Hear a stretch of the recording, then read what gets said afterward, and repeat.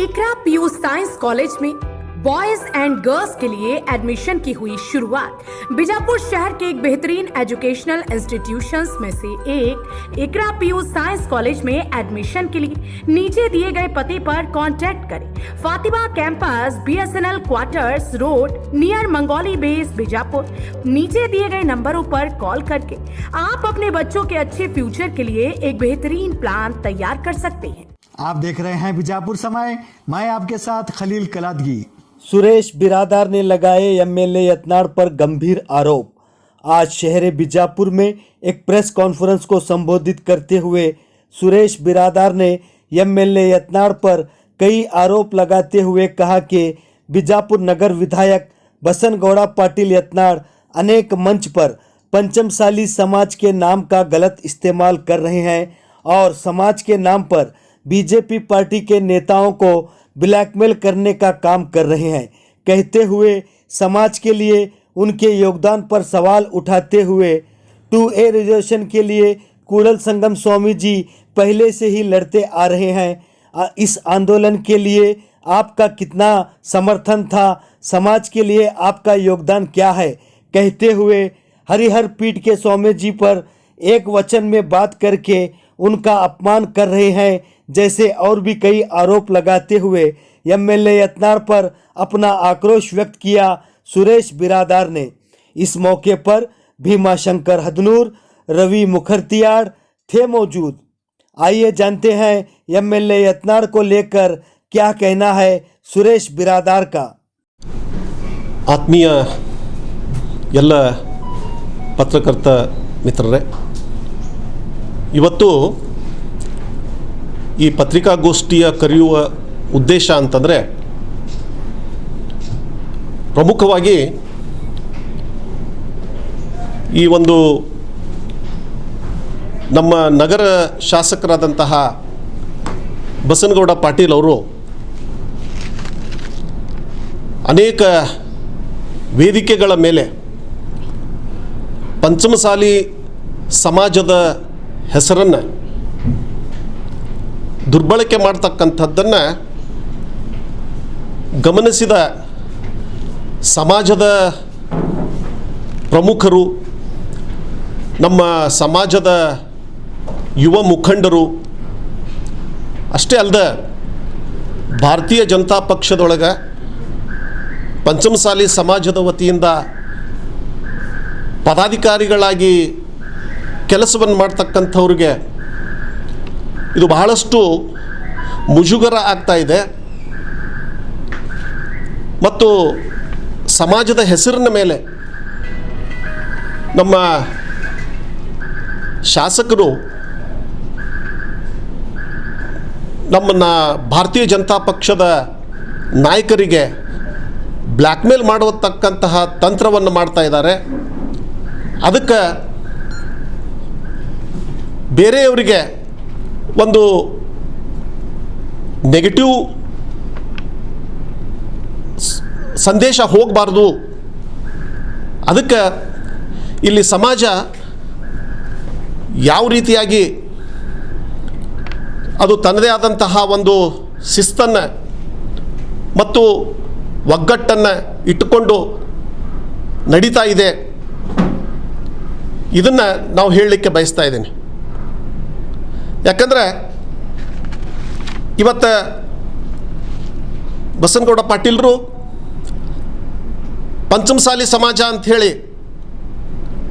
ಬಹಳಷ್ಟು ಕಡೆ ವೇದಿಕೆ ಮೇಲೆ ಮಾತನಾಡ್ತಾ ಇದ್ದಾರೆ 2A ರಿಸರ್ವೇಷನ್ ಬಗ್ಗೆ.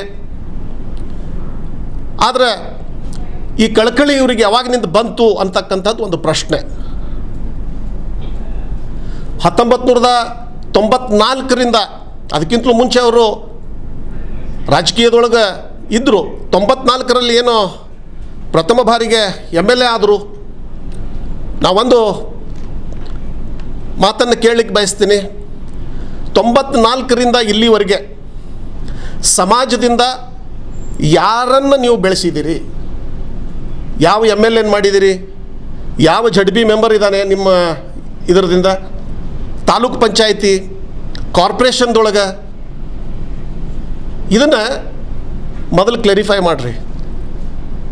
ಮತ್ತು ಎರಡನೇದ್ದು, ಈ 2A ರಿಸರ್ವೇಷನ್ ಏನಿದೆ, ನಮ್ಮ ಪೂಜ್ಯರಾದಂತಹ ಕೂಡಲ ಸಂಗಮ ಸ್ವಾಮೀಜಿಯವರು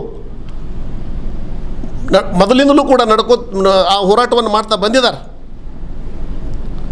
ಆವಾಗ ಈ ಹೋರಾಟಕ್ಕೆ ನಿಮ್ಮ ಬೆಂಬಲ ಎಷ್ಟಿತ್ತು?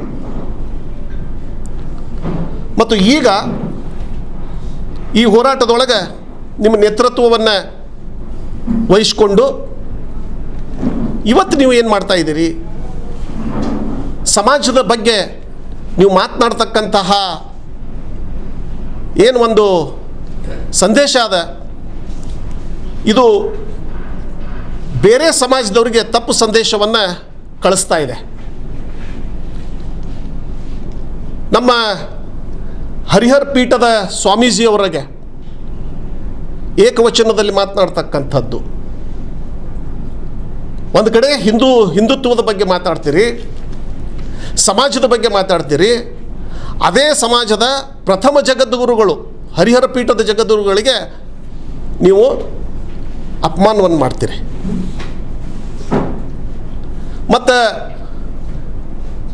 ಇವತ್ತು ಹರಿಹರದ ಪೀಠ ಸಮಾಜಕ್ಕೆ ಮಾಡ್ತಕ್ಕಂತಹ ಒಂದು ಕೆಲಸ, ಅದನ್ನು ನಾವು ಗಮನಿಸಿದ್ದೀವಿ ಅಂತಂದರೆ, ಸಮಾಜಮುಖವಾಗಿ ಕೆಲಸ ಮಾಡ್ತಕ್ಕಂತಹ ಪೀಠ ಏನಾದರೂ ಇದ್ರೆ ಅದು ಹರಿಹರದ ಪೀಠ. ಮೊನ್ನೆ ನಡೀತಕ್ಕಂತಹ ಹರಿಹರ ಜಾತ್ರೆಯಲ್ಲಿ 6,000 ಯುವಕರಿಗೆ ನಮ್ಮ ವಚನಾನಂದ ಸ್ವಾಮೀಜಿಯವರು ಉದ್ಯೋಗವನ್ನು ಕಲ್ಪಿಸಿಕೊಟ್ರು. ಹರಿಹರ ಮತ್ತು ಆಲ್ಗೂರು ಪೀಠದ ಅಡಿಯೊಳಗೆ ಮುಂದಿನ ದಿನಮಾನಗಳಲ್ಲಿ ಪ್ರತಿ ಜಿಲ್ಲೆಯೊಳಗೆ ಇಂತಹ ಉದ್ಯೋಗ ಸಮ್ಮೇಳನಗಳನ್ನು ಇಟ್ಕೊಳ್ತಕ್ಕಂತಹ ಒಂದು ಯೋಜನೆಯನ್ನು ವಚನಾನಂದ ಶ್ರೀಗಳ ನೇತೃತ್ವದಲ್ಲಿ ಆಗಿದೆ. ಮತ್ತು ಇವತ್ತು ನೀವು ಸಮಾಜಕ್ಕೆ ಏನು ಮಾಡಿದಿರಿ? ಸಮಾಜಕ್ಕೆ ನಿಮ್ಮ ಕೊಡುಗೆ ಏನದ? ಇದನ್ನು ಮೊದಲು ಕೇಳಿದ್ದೀನಿ, ಇವತ್ತೂ ಆ ಪ್ರಶ್ನೆಯನ್ನು ಕೇಳ್ತಾ ಇದ್ದೀನಿ. ಮತ್ತು ಇನ್ನೊಂದು ವೇದಿಕೆ ಮೇಲೆ ನೀವು ಹೇಳ್ತಕ್ಕಂಥದ್ದು, ಕೂಡಲ ಸಂಗಮಕ್ಕೆ ಬಂದಂಥ 25 ಲಕ್ಷ ರೂಪಾಯಿಯನ್ನು ನಾವು ಮರಳಿ ಸರ್ಕಾರಕ್ಕೆ ಕಳಿಸ್ಕೊಟ್ಟಿವಿ ಅಂತ ಹೇಳ್ತೀರಿ. ಆ ರೆಕಾರ್ಡ್ ಎಲ್ಲಿದೆ? ಇವತ್ತು ಕೂಡಲ ಸಂಗಮದ ಟ್ರಸ್ಟೀಸು ಪ್ರಬಣ್ಣ ಹುಣಸಿಕಟ್ಟಿ ಅವ್ರ ಜೊತೆ ನಾನು ಮಾತಾಡಿದೆ. ಆ ರೀತಿಯ ಯಾವುದೇ ಹಣವನ್ನು ಸರ್ಕಾರಕ್ಕೆ ಮರಳಿ ಪಾವತಿಸಿಲ್ಲ. ಆ ಅಧ್ಯಕ್ಷರನ್ನು ನೀವು ಕೂಡ ಸಂಪರ್ಕಿಸ್ಬೋದು. ಮತ್ತು ಪಂಚಮಸಾಲಿಗಳು ಪಕ್ಷದೊಳಗೆ ಏನಾದರೂ ಒಂದು ಪದಾಧಿಕಾರಿ ಆಗಬೇಕು, ಅವರಿಗೆ ಒಂದು ಸ್ಥಾನಮಾನವನ್ನು ಕೊಟ್ಟಾಗ ಅವರಿಗೆ ವಿರೋಧವನ್ನು ಕೂಡ ನೀವೇ ಮಾಡಿದ್ದೀರಿ. ನಮ್ಮ ನಗರ ಮಂಡಳದ ಅಧ್ಯಕ್ಷ, ಒಂದು ಉದಾಹರಣೆ ಹೇಳ್ತೀನಿ, ಮೊಳಗೌಡ ಪಾಟೀಲ್ ಅವರು ಇವತ್ತೇನು ನಗರ ಮಂಡಳ ಅಧ್ಯಕ್ಷರದಾರ, ಅವ್ರ ಅಧ್ಯಕ್ಷ ಆಗಬೇಕಾದ್ರೆ ಇಡೀ ಪಕ್ಷ ಒಪ್ಪಿಕೊಂಡಾಗ ನೀವೊಬ್ಬರು ಅವರನ್ನು ವಿರೋಧ ಮಾಡಿದ್ರಿ. ನಿಮ್ಮ ಬೆಂಬಲಿಗರನ್ನು ಕಳಿಸಿ ಅವ್ರ ಮೇಲೆ ವಿರೋಧ ಮಾಡಿದ್ರಿ. ಮತ್ತು ಇದು ಪಂಚಮಸಾಲಿ ವಿರೋಧಿ ಅನ್ಬೇಕು, ಏನು ಅನ್ಬೇಕು ಇದಕ್ಕೆ? ಸೊ ಹೀಗೆ ಈ ಒಂದು ಸಮಾಜದ ಹೆಸರಿನ ಮೇಲೆ, ವೇದಿಕೆ ಮೇಲೆ ಮಾತನಾಡ್ತಕ್ಕಂಥದ್ದು ಸರಿಯಲ್ಲ. ಮತ್ತು ಸಮಾಜದೊಳಗೆ ಕೇವಲ ಕೂಡಲ ಸಂಗಮ ಶ್ರೀಗಳ ಒಂದು ಪೀಠದ ಅಡಿಯೊಳಗೆ ಹೋರಾಟ ಮಾಡೋದಲ್ಲ. ಶ್ರೀಗಳ ಬಗ್ಗೆ ನಮಗೆ ಗೌರವದ. ಕೂಡಲ ಸಂಗಮ ಶ್ರೀಗಳು 2A ಸಲುವಾಗಿ ಬಹಳಷ್ಟು ಹೋರಾಟ ಮಾಡಿದ್ದಾರೆ. ಆದರೆ ಎಲ್ಲರನ್ನ ತೆಗೆದುಕೊಂಡು ಹೋಗ್ತಕ್ಕಂಥದ್ದು ಭಾಳ ಇಂಪಾರ್ಟೆಂಟು. ಅಂದರೆ ಹರಿಹರದವ್ರನ್ನೂ ತಗೊಳ್ಬೇಕು, ಬಬಲೇಶ್ವರ ಅಪ್ಪಾಜಿಯವ್ರನ್ನೂ ಕೂಡ ಅವರನ್ನು ಒಟ್ಟಿಗೆ ತೆಗೆದುಕೊಂಡು ಹೋದಾಗ ಒಂದು ನಮಗೆ ಹೋರಾಟಕ್ಕೆ ಒಂದು ಬಲ ಸಿಗ್ತದೆ. ಇವತ್ತು ಬೆಂಗಳೂರೊಳಗೆ 10 ಲಕ್ಷ ಜನ ಸೇರಿದರು ಅಂತಂದರೆ ಹರಿಹರ ಪೀಠ ಮತ್ತು ಕೂಡಲ ಸಂಗಮ ಪೀಠ ಎರಡೂ ಸೇರಿ ಹೋರಾಟ ಮಾಡಿದಾಗ ಅಷ್ಟು ಜನ ಸೇರಿದರು. ಸೊ ಅದಕ್ಕೆ ಈ ಒಂದು ಸಮಾಜದ ಒಂದು ಹೆಸರಿನ ಮೇಲೆ ನಡೀತಕ್ಕಂತಹ ಈ 2A ಮೀಸಲಾತಿ ಹೋರಾಟ ಇದು ಕೇವಲ ಸಾಮಾಜಿಕ ಹೋರಾಟ ಆಗಬೇಕು ಹೊರತಾಗಿ ರಾಜಕೀಯ ಲಾಭದ ಹೋರಾಟ ಆಗಬಾರ್ದು. ನೀವೇನು ಮಾಡ್ತಾ ಇದ್ದೀರಿ? ಪ್ರತಿಯೊಂದು ಹಂತದೊಳಗೆ ಈ ಒಂದು ವೇದಿಕೆಯನ್ನು ದುರುಪಯೋಗ ಮಾಡ್ಕೊಳ್ತಾ ಇದ್ದೀರಿ. ಮತ್ತು ನಿಮ್ಮ ಒಂದು ಮೊದಲಿಂದಲೂ ಇತಿಹಾಸ ತಗೊಂಡು ಬಂದ್ವಿ ಅಂತಂದರೆ ಮತ್ತೆ ನೀವು ಭಾರತೀಯ ಜನತಾ ಪಕ್ಷದೊಳಗೆ ಆಪಾದನೆ ಮಾಡದೇ ಇರತಕ್ಕಂಥ ವ್ಯಕ್ತಿನೇ ಉಳಿಲಿಲ್ಲ. ಈಗ ಮೋದಿಯವ್ರಿಗೂ ಬೈದಿದ್ದೀರಿ, BL ಸಂತೋಷ್ ಅವ್ರಿಗೆ ಬೈದಿರಿ, ಪ್ರಹ್ಲಾದ್ ಜೋಶಿ ಅವರಿಗೆ ಟೀಕೆ ಮಾಡಿದಿರಿ, BSY ಅವ್ರಿಗೆ ಮಾಡಿದಿರಿ, ಮತ್ತು ಇವತ್ತು ಬೊಮ್ಮಾಯಿ ಅವ್ರಿಗೆ ಮಾಡ್ತಾ ಇದ್ದಾರೆ, ಅಮಿತ್ ಶಾ, ನಡ್ಡಾ ಎಲ್ಲ ಹೆಸರುಗಳು ಬಂದು ಇನ್ನೇನು ಉಳಿತು. ಸೊ ಅದು ಇವತ್ತೇನಾಗ್ತಾ ಇದೆ ಅಂತಂದರೆ ಈ ಪಂಚಮಸಾಲಿ ಸಮಾಜದೊಳಗೆ ಮುಂದಿನ ನಮ್ಮ ಯುವ ಮುಖಂಡರಿಗೆ ಒಂದು ದೊಡ್ಡ ಪ್ರಶ್ನೆ ಆಗಿದೆ. ಇದೇ ರೀತಿ ನಿಮ್ಮ ಹೇಳಿಕೆಗಳು ಮುಂದುವರೆದು ಅಂತಂದರೆ ನಮ್ಮ ಯುವಕರಿಗೆ ಭಾಳ ಹೊಡೆತು ಬೀಳ್ತದೆ. ಯಾರೂ ನಮ್ಮ ಸಮಾಜವನ್ನು ನಂಬಲಾರದಂಥ ಸ್ಥಿತಿಗೆ ಬರ್ತಾರ್ತೀರಿ ನೀವು. ಅದಕ್ಕೆ ಈ ಒಂದು ಸಂದರ್ಭದಲ್ಲಿ ನಾನು ಇನ್ನೊಂದು ವಿಷಯ ಹೇಳಬೇಕಂಥೇಳಿ ಬಯಸ್ತಿದ್ದೀನಿ. ಇಂಚಗೇರಿ ಒಳಗೆ ನಡೀತಕ್ಕಂತಹ ರಾಣಿ ಚೆನ್ನಮ್ಮನ ಒಂದು ಪ್ರತಿಭೆ ಉದ್ಘಾಟನೆ ಸಂದರ್ಭದೊಳಗೆ ಅವಾಗಲೂ ಕೂಡ ನಿಮ್ಮ ಸಂಘಟನೆಯಲ್ಲಿರ್ತಕ್ಕಂತಹ ಒಬ್ಬ ಯುವ ಮುಖಂಡ ಯಾವ ರೀತಿಯಾಗಿ ನಿಮ್ಮ ಬಗ್ಗೆನೇ ಏನು ಹೇಳ್ದ ಅನ್ನೋದನ್ನು ವಿಚಾರ ಮಾಡಿರಿ. ಇವತ್ತು ಹಿಟ್ನಳ್ಳಿ ಒಳಗೆ ಅಲ್ಲಿನೂ ಕಿತ್ತೂರು ರಾಣಿ ಚೆನ್ನಮ್ಮಳ ಒಂದು ಪ್ರತಿಮೆಯನ್ನು ಅನಾವರಣ ಮಾಡೋರಿದ್ದಾರೆ. ಅಲ್ಲಿನೂ ಕೂಡ ಹಾಗೆ ಆ ಇಬ್ಬರು ಸ್ವಾಮೀಜಿಯವರು ಕರೀಬಾರ್ದು. ಹಾಗಿದ್ರೆ ಸಮಾಜ ಅಂದರೆ ಏನು? ನೀವಿಷ್ಟೇನಾ ಸಮಾಜ ಅಂತಂದ್ರೆ ಎಲ್ಲರನ್ನ ಒಬ್ಬ ಮುಖಂಡನಾಗಿ ಎಲ್ಲರನ್ನ ತೆಗೆದುಕೊಂಡು ಹೋಗ್ತಕ್ಕಂತಹ ಒಂದು ಶಕ್ತಿ ಇರಬೇಕು. ಯಾರಾದ್ರೂ ಬಿಟ್ಟು ನಾ ಹೋಗ್ತೀನಿ ಅಂತಂದ್ರೆ ಅದು ಸಾಧ್ಯ ಇಲ್ಲ. ಹೀಗಾಗಿ ಈ ಒಂದು ನಿನ್ನೆ ನಿಮ್ಮ ಜೊತೆನೇ ಇರತಕ್ಕಂತಹ ಬೆಲ್ಲದವ್ರ ಬಗ್ಗೆ ನೀವೇನು ಮಾತಾಡಿದ್ರಿ? ಅರವಿಂದ್ ಬೆಲ್ಲದವ್ರ ಬಗ್ಗೆನೂ ಕೂಡ ಹಾಗೇನೆ ಮಾತಾಡಿದ್ರಿ. ಮತ್ತು ಇನ್ನೂ ನಿಮ್ಮ ಜೊತೆ ಇದ್ದವ್ರ ಬಗ್ಗೆನೇ ನಿಮಗೆ ಸಮಾಧಾನ ಇಲ್ಲ. ಹಾಗಿದ್ರೆ ಈ ಹೋರಾಟ ಎಲ್ಲಿಗೆ ತೆಗೆದುಕೊಂಡು ಹೋಗ್ತಾ ಇದ್ದೀರಿ? ಮತ್ತು ಒಂದು ವಿಷಯವನ್ನು ನಾನು ಹೇಳಲಿಕ್ಕೆ ಬಯಸ್ತೀನಿ. ಈ 2A ಹೋರಾಟದ ಸಲುವಾಗಿ ವಚನಾನಂದ ಶ್ರೀಗಳು ಏನು ಪ್ರಯತ್ನವನ್ನು ಮಾಡ್ತಾ ಇದ್ದಾರೆ, ಆ ಪ್ರಯತ್ನದಿಂದಲೇ ಮುಂದಿನ ದಿನದಲ್ಲಿ 2A ರಿಸರ್ವೇಷನ್ ಸಿಗುವುದು 100% ಸತ್ಯ. ಯಾಕಂದರೆ ಅವರು ಸೈಲೆಂಟಾಗಿ ವರ್ಕ್ ಮಾಡ್ತಾ ಇದ್ದಾರೆ, ಕಾನೂನುಬದ್ಧವಾಗಿ ಹೋರಾಟ ಮಾಡ್ತಾ ಇದ್ದಾರೆ. ಇವತ್ತು ಸಮೀಕ್ಷೆಯನ್ನು ನಡೀತಾ ಇದೆ, ಆ ಸಮೀಕ್ಷೆಗೆ ಪೂರಕವಾಗಿ ವಚನಾನಂದ ಶ್ರೀಗಳು ಕೆಲಸ ಮಾಡ್ತಾ ಇದ್ದಾರೆ. ಹೀಗಾಗಿ ವಚನಾನಂದ ಶ್ರೀಗಳ ಒಂದು ಕೊಡುಗೆ ಪಂಚಮಸಾಲಿ ಅಷ್ಟೇ ಅಲ್ಲ, ಸೆಂಟ್ರಲ್ದೊಳಗೆ OBCಗೂ ಕೂಡ ಲಿಂಗಾಯತರನ್ನು ಸೇರಿಸಬೇಕು ಅಂತಕ್ಕಂತಹ ಒಂದು ಪ್ರಸ್ತಾವನೆಯನ್ನು ಅವರಿಟ್ಟಿದ್ದಾರೆ. ಹೀಗಾಗಿ ವಚನಾನಂದ ಶ್ರೀಗಳು ಮಾಡ್ತಕ್ಕಂಥದ್ದು ಸೈಲೆಂಟ್ ವರ್ಕ್. ಆದರೆ ಇವತ್ತು ಸಮಾಜದೊಳಗೂ ಕೂಡ ಒಂದು ರೀತಿ ಸೈಲೆನ್ಸ್ ಉಳಿದ್ಬಿಟ್ಟದ. ಸೈಲೆನ್ಸ್ ಅದ ಅಂತಂದ್ರೆ ಅದು ವೀಕ್ನೆಸ್ ಅಂತಲ್ಲ. ನೋಡ್ತಾ ಇದ್ದಾರೆ ಎಲ್ಲರೂ ನೋಡ್ತಾ ಇದ್ದೀವಿ. ಆದರೆ ಒಂದಿನ ಸೈಲೆನ್ಸು ಸ್ಫೋಟ್ ಆಯಿತು ಅಂತಂದ್ರೆ ಬಹಳ ಸಮಸ್ಯೆ ಆಗ್ತದೆ. ಅದಕ್ಕೆ ಈ ರೀತಿಯಾದಂತಹ ಈ ಒಂದು ಏನು ಬ್ಲ್ಯಾಕ್ ಮೇಲ್ ಹೋರಾಟ ಅಥವಾ ಬೇರೆಯವ್ರ ಮೇಲೆ ಅಪಾದನೆ ಮಾಡ್ತಕ್ಕಂಥದ್ದನ್ನು ಬಿಟ್ಟು 2A ರಿಸರ್ವೇಷನ್ ಸಲುವಾಗಿ ನಾವೆಲ್ಲರೂ ಹೋರಾಟ ಮಾಡೋಣ, ನಾವೆಲ್ಲರೂ ಕಟಿಬದ್ಧರಾಗೋಣ. ಅದರೊಳಗೆ ಎಲ್ಲರನ್ನೂ ಸೇರಿಸ್ತೀರಿ. ಈ ಕುರುಬರಿಗೂ ಕೂಡ ವಾಲ್ಮೀಕಿ ಅವರಿಗೆ ಅವ್ರವ್ರು ತಮ್ಮ ಹೋರಾಟ ಭಾಳ ವ್ಯವಸ್ಥಿತವಾಗಿ ಮಾಡ್ತಾ ಇದ್ದಾರೆ. ಅವರಿಗೆ ಗೊತ್ತಿದೆ ತಮ್ಮ ಗುರಿಯನ್ನು ಹೇಗೆ ಮುಟ್ಟಬೇಕು ಅಂಥೇಳಿ. ಸೈಲೆಂಟಾಗಿ ಅವರು ತಮ್ಮ ಗುರಿಯನ್ನು ಮುಟ್ಟುತ್ತಾ ಇದ್ದಾರೆ. ಆದರೆ ನಮಗೆ ಮಾತ್ರ ಇದು ಒಂದು ರೀತಿ ಸಮಾಜಕ್ಕೆ ಹತಾಶೆ ಆಗಿದೆ ಪ್ರತಿಯೊಂದು ಹಂತದಲ್ಲಿ. ಆಮೇಲೆ ಕೇಂದ್ರ ಸಚಿವರಾಗಿದ್ದೀರಿ, ಭಾಳ ಹೆಮ್ಮೆ ಅದ ನಮಗೆ. ನಮ್ಮ ಸಮಾಜದಿಂದ ನಿಮ್ಮಂಥವ್ರು ಒಬ್ಬರ ದೊಡ್ಡ ಮಂತ್ರಿ ಆಗಿದ್ದಾರೆ ಅಂಥೇಳಿ. ಆದರೆ ನಿಮಗೂ ಗೊತ್ತಿರಬೇಕಲ್ಲ ಯಾವ ರೀತಿಯಾದಂಥ ಸಂವಿಧಾನ ಒಳಗೆ ಯಾವ ರೀತಿಯಾದಂತಹ ಒಂದು ಬೆಳವಣಿಗೆಗಳು. ಯಾವ ರೀತಿಯಾಗಿ ಈ ರಿಸರ್ವೇಷನ್ ಕೊಡಬೇಕಾದಾಗ ಯಾವ ನಿಯಮವನ್ನು ಅನುಕರಣೆ ಮಾಡಲಾಗ್ತದೆ ಅಂತ ಹೇಳಿ ಅದಕ್ಕೆ ಯಾರಾದರೂ ಒಂದು ಸ್ವಲ್ಪ ಸಲಹೆಗಳನ್ನು ಕೊಟ್ಟರೆ ಆ ಸಲಹೆಗಳನ್ನು ಪಾಸಿಟಿವ್ ಆಗಿ ತಗೊಳ್ರಿ, ನೆಗೆಟಿವ್ ಆಗಿ ತಗೊಬೇಡ್ರಿ.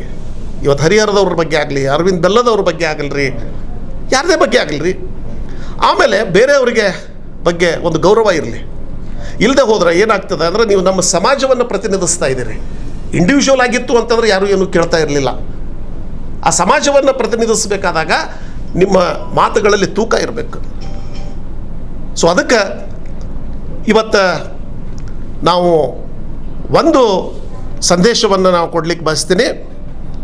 ಇನ್ನು ಮುಂದಿನ ದಿನಮಾನಗಳಲ್ಲಿ ಇವತ್ತೇನು ಸೈಲೆಂಟಾಗಿವೆ ನಮ್ಮ ಸಮಾಜದ ಯುವಕರು, ಸಮಾಜದ ಹಿರಿಯರು, ಸಮಾಜ ಬಂಧುಗಳು ಉಳಿದಿದ್ದಾರೆ, ಅವರೆಲ್ಲ ಇವತ್ತು ಆ್ಯಕ್ಟಿವ್ ಆಗಬೇಕಾಗ್ತದೆ. 2A ನೇತೃತ್ವದೊಳಗೆ ಬೇಕಾದ್ರೆ ನೀವು ಸರಿಯರಿ, ನೇತೃತ್ವ ಬೇರೆಯವ್ರಿಗೆ ಕೊಡ್ರಿ, ಅದು 100% ಯಾವ ರೀತಿಯಾಗಿ ನಾವು ಗುರಿ ಮುಟ್ಟಬೇಕು ಅದನ್ನು ಮುಟ್ತೀವಿ.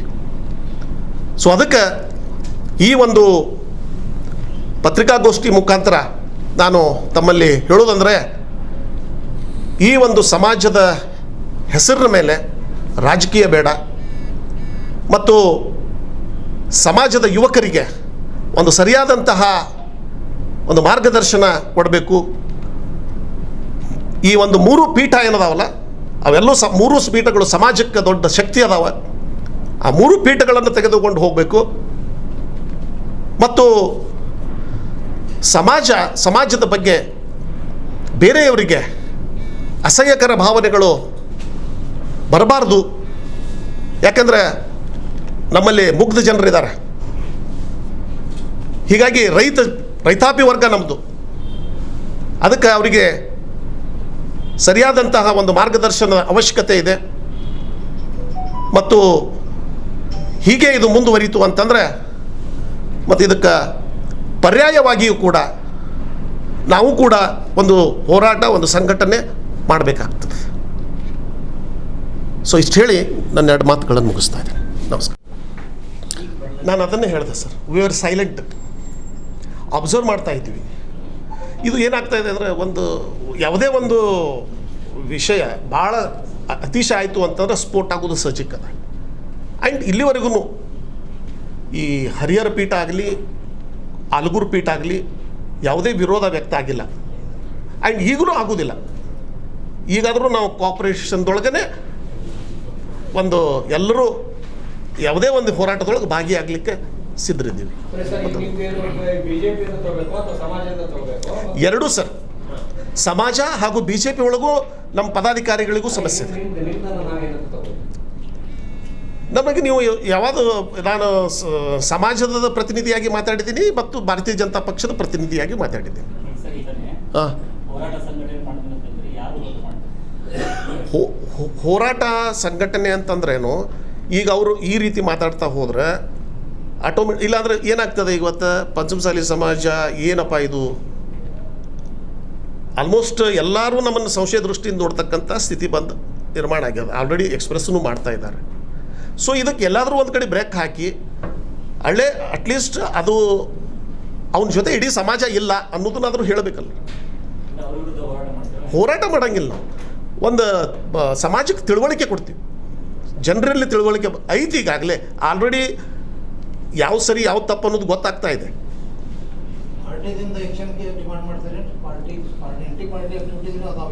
ಅದು ನಮ್ಮ ಪಕ್ಷದವರು ನಿರ್ಣಯ ತಗೋತಾರೆ. ಅಲ್ಲ, ನಾವೇನು ಮಾಡ್ತೀವಿ, ಇದನ್ನು ನಾನು ಹೇಳಿದ್ದೀವಿ, ಪಕ್ಷ ಅದ್ರ ಬಗ್ಗೆ ಈಗಾಗಲೇ ಏನು ನಿರ್ಣಯ ತಗೋಬೇಕು ಅನ್ನೋದು. ಹೌದೌದು, ಅದ್ರ ಬಗ್ಗೆ ಅವರು ನಮ್ಮ ಅದು ಡ್ಯಾಮೇಜಿಂಗ್ ಸ್ಟೇಟ್ಮೆಂಟ್ಸ್ ಅವರು ಈಗೆಲ್ಲ ಮೊದಲಿಂದ ಮಾಡ್ತಾನೆ ಬರ್ತಾ ಇದ್ದಾರೆ. ಪಕ್ಷಕ್ಕಾಗಿ ಪಕ್ಷದ ಹಿರಿಯರು ಅದನ್ನು ಗಮನಿಸ್ತಾ ಇದ್ದಾರೆ. ಸೂಕ್ತ ಸಮಯದೊಳಗೆ ಅವ್ರು ಏನು ನಿರ್ಣಯ ತಗೋಬೇಕು ಅದನ್ನು ತಗೊಳ್ತಾರೆ. जुड़े रहिएगा आपके अपने चैनल बीजापुर समय के साथ।